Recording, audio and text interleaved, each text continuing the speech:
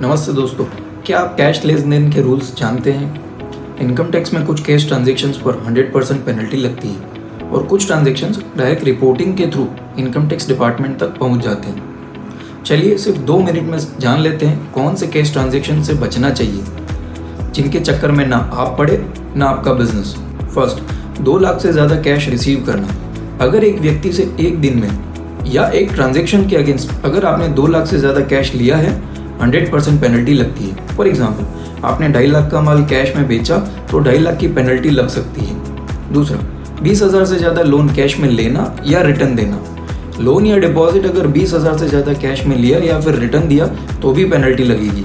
जितना amount loan लिया या दिया उतने अमाउंट का पेनल्टी। पर्सनल लोन हो या बिजनेस, दोनों ही कवर्ड है। तीसरा, 10,000 से ज़्यादा बिजनेस में कैश एक्सपेंस। अगर आप बिजनेस में एक दिन में किसी को 10,000 से ज़्यादा कैश पेमेंट करते हैं तो वो एक्सपेंस इनकम टैक्स में डिसअलाउ हो जाता है। चौथा, अगर आप सेविंग्स अकाउंट में 10 लाख या उससे ज़्यादा कैश डिपॉजिट करते हैं एक फाइनेंशियल ईयर में, बैंक डायरेक्टली रिपोर्ट करता है इनकम टैक्स डिपार्टमेंट को।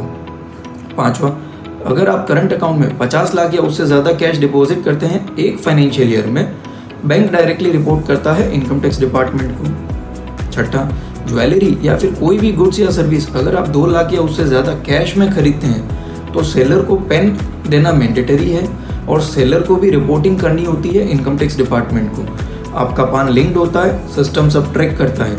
कैश लेने देने से प्रॉब्लम नहीं होती है, गलती होती है लिमिट क्रॉस करने पर। इनकम टैक्स डिपार्टमेंट का सिस्टम स्मार्ट हो चुका है, रिपोर्टिंग, एनालिटिक्स, AI सब काम कर रहा है। अगर आज के डिजिटल और UPI के ज़माने में भी आप अभी भी कैश में डील कर रहे हैं तो हो सकता है कि आपकी डायरेक्शन गलत हो।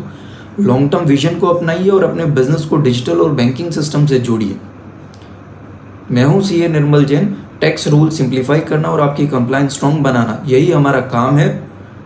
जुड़ते रहिए और आप अपना पैसा भी और कंप्लायंस भी सेफ रखिए। धन्यवाद।